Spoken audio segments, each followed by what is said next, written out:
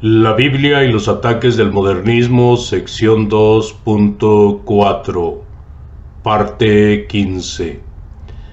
Ahora llegamos a la cuarta razón principal que le ha obligado al autor a dejar de creer en la Biblia como libro infalible.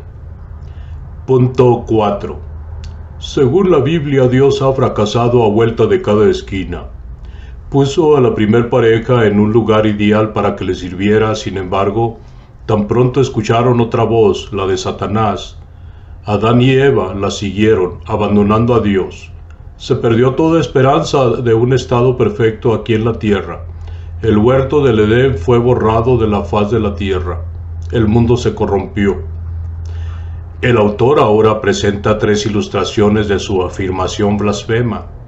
Sigue con su táctica favorita, la de echar toda la culpa y la responsabilidad a Dios. En su primera ilustración, ¿tiene a Dios fracasando? No fue Dios, sino el hombre quien fracasó.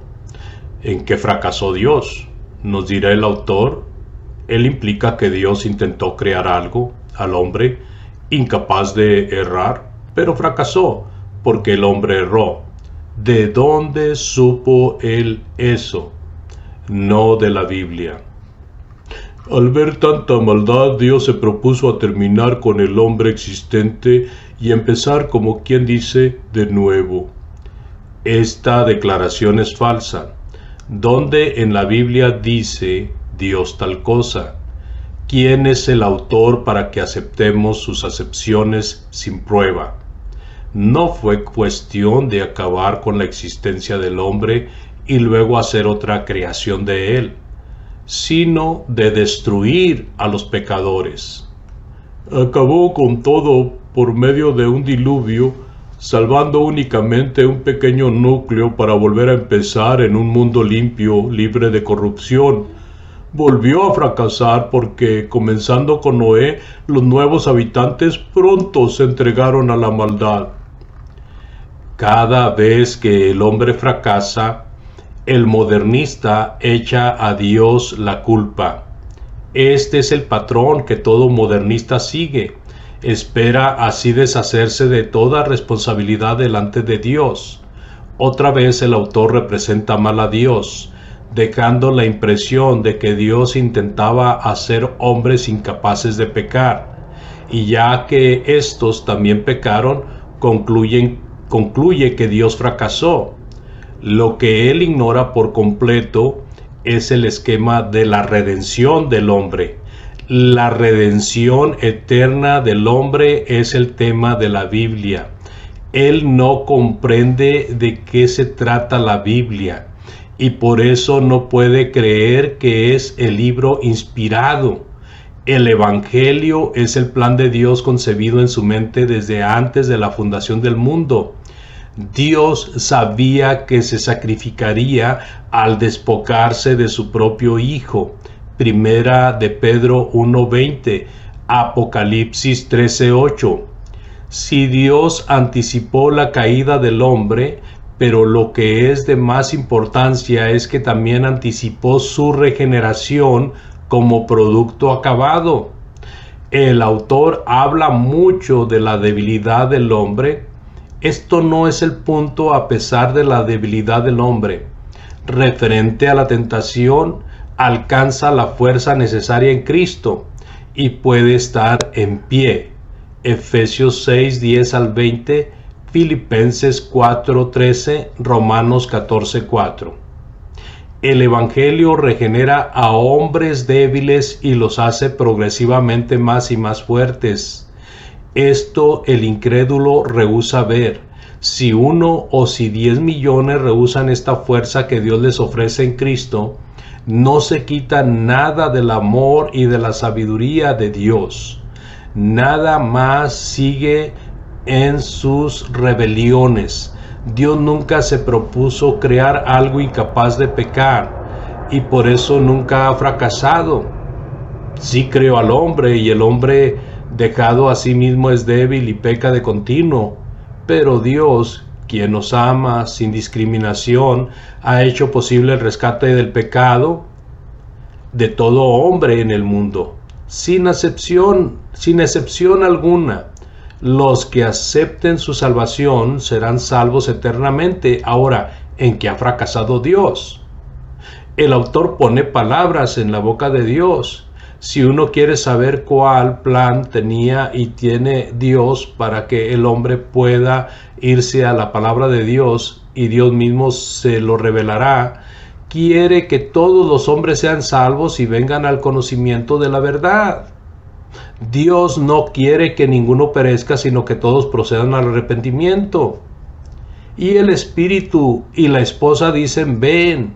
Y el que oye diga, ven. Y el que tiene sed, venga. Y el que quiera tome del agua de la vida gratuitamente. Primera a Timoteo 2:4. Segunda de Pedro 3:9. Apocalipsis 22:17. Estos y otros muchos pasajes bíblicos hablan explícitamente de la voluntad de Dios para con sus criaturas. Dios no salvó únicamente un pequeño núcleo en el tiempo del diluvio. Salvó a todos los que quisieron ser salvos. Noé les había predicado por largo tiempo, segunda de Pedro 2:5 y Génesis 6:3 lo dice. Pero eran impíos. No quisieron nada del amor salvador de Dios. Si el hombre se pierde, no es culpa de Dios.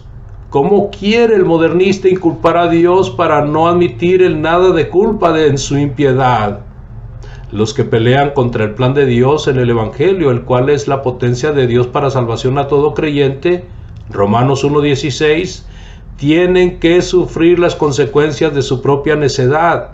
El castigo eterno es tan razonable y consecuente como la dicha eterna, ya que el hombre ha sido criado con libre voluntad y que Dios en su gran amor ha hecho posible para todos su salvación eterna. El autor ha hecho hincapié en el punto de haber Dios criado al hombre para su propio placer. Pero en esto ignora por completo el hecho de que Dios ha hecho mucho para el placer y la dicha del hombre. En este mismo momento el incrédulo está recibiendo la vida, el resuello, las sazones y otras numerosas bendiciones de Dios para el bien del hombre mismo.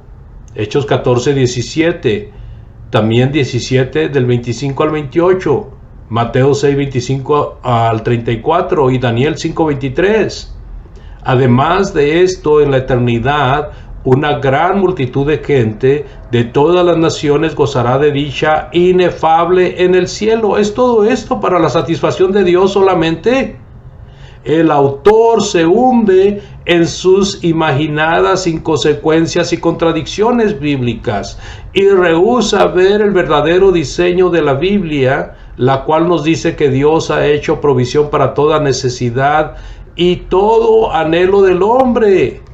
Dios entonces se propuso aislar a un grupo que le fuera fiel. Escogió a Abraham como base, formó la nación hebrea, le dio leyes para disciplinarla y mantenerla apartada de las demás naciones y de la corrupción. Tampoco este plan tuvo éxito. Israel violó incansablemente las leyes de Dios, se dividió, se hizo la guerra entre sí y finalmente fue derrotado. Dios entonces decidió quitarle el reino a Israel y dárselo a otro pueblo que fuera digno de él. Mateo 21:43. Estableció su iglesia, le dio leyes para mantenerla limpia, pura, libre de las doctrinas y prácticas perversas. Pero apenas existió unos 20 años cuando empezó el desorden. Congregación tras congregación fue contaminada hasta que la iglesia se apostató, abandonando nombre, doctrina, organización, práctica y misión. La historia revela conclusivamente que todo intento de Dios a tener un grupo fiel a pesar de las medidas que se tomó fracasó rotundamente. Y uno se pregunta si Dios sabía de antemano.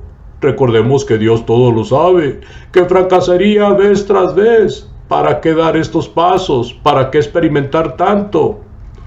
Esta tercera ilustración de su premisa tampoco la ilustra.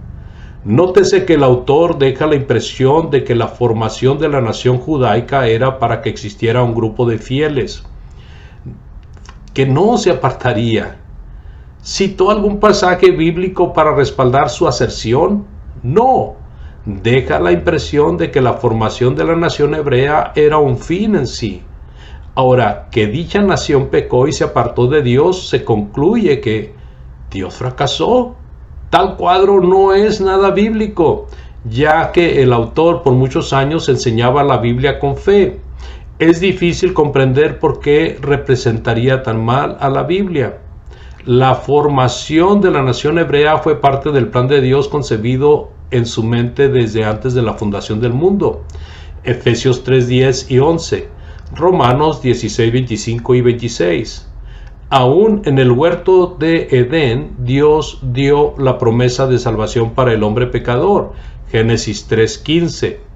Según este plan y la promesa, era necesario que el Mesías naciera de alguna nación preparada y diseñada por Dios. Génesis 12:2. Y también el versículo 3. Vea el capítulo 22:18.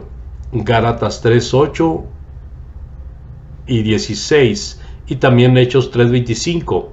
Los profetas profetizaban acerca de ello. Génesis 49:10. Isaías 2 del 1 al 3 y Miqueas 4 versículos del 1 al 5. Aún Dios por su profeta Moisés advertía de cómo los muchos de dicha nación se apartarían de él. Deuteronomio 28:32. El plan de Dios no fracasó. Es absurdo implicar que Dios planeó para que todo descendiente de Abraham le fuera fiel, sin acepción alguna. Dios nunca esperaba tal cosa, pero sí sabía que siempre habría un remanente fiel. Léase Romanos 9, versículos del 6 a 9. Y se verá que el autor implica la misma conclusión falsa que sugerían los judíos incrédulos del tiempo de Pablo. Este es el problema del autor, como también lo era de aquellos, o sea, la incredulidad. Nuestra respuesta al autor es la misma que presentó el apóstol Pablo. El plan de Dios fue un éxito rotundo y la existencia de la iglesia hoy en día es la prueba de ello. La iglesia es la culminación de todo el plan eterno de Dios. Efesios 1:10 y versículo 22 y 23. Capítulo 2, versículo 10. Capítulo 3, versículos del 8 al 12. Este plan fue perfecto, exhibiendo la multiforme sabiduría de Dios y las riquezas inescrutables de Él. Uno tiene que ignorar docenas de pasajes bíblicos para afirmar que su plan fracasó. El tema de victoria y no de fracaso brota repetidamente en pasajes de la Biblia, y ese es el tema principal del último libro de ella. Nunca dijo Dios que cada uno de su pueblo sería fiel hasta el fin. Al contrario, dijo que muchos son llamados, mas pocos son escogidos. Mateo 20:16. El autor sencillamente representa mal a los hechos del caso, sean lo que sean sus motivos para hacerlo. Según el autor, Dios sí fracasó muchas veces, pero según la Biblia, su plan eterno se llevó a cabo según fue planeado desde la eternidad. Y Dios se ríe de sus contrincantes. Le conviene mucho al autor contemplar con cuidado el segundo salmo. ¿Apostató la iglesia? Dice el autor que sí, pero la Biblia no lo dice. ¿Se ha convertido él en mormón? Pues así afirman ellos respecto a la iglesia. Si vino una apostasía, la que Dios mismo predijo, Hechos 20, 29 y 30. Segunda Tesalonicenses 2:3, Primera Timoteo 4:1, Segunda Timoteo 4:3 y 4. Pero no apostató la iglesia. Algunos apostataron.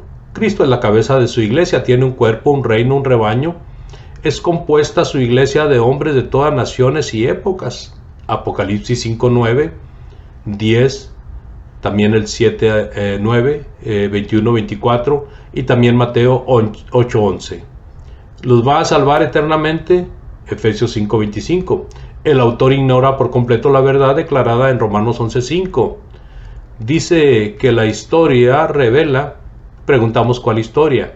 ¿Una historia fiel a los hechos del caso? no revela cosa semejante. El autor revela su ignorancia abismal del plan de Dios y de su iglesia, la plenitud de aquel que todo lo llena en todo, Efesios 1:23. Repetidamente vemos al autor acusando a Dios de los fracasos de los hombres. Así ha hecho el hombre desde el principio, pues quiere deshacerse de toda responsabilidad por medio de pasar la culpa a otros. Génesis 3:12 y 13. El hombre se contenta al engañarse a sí mismo, pero Dios no puede ser burlado. Gálatas 6:7. No, nuestro hermano caído, Dios no ha experimentado. Dios, que hizo al hombre y a su propia imagen y que sabía que usaría su facultad de libre voluntad para pecar y caer bajo condenación, concibió el gran plan de redención en Cristo Jesús para rescatarle. Primera de Pedro 1:18 al 25. Llevó su plan a cabo con toda perfección. Su iglesia es ese pueblo redimido. Continuaremos con la Biblia y los ataques del modernismo en la sección 2.4, parte 16, si Dios lo permite.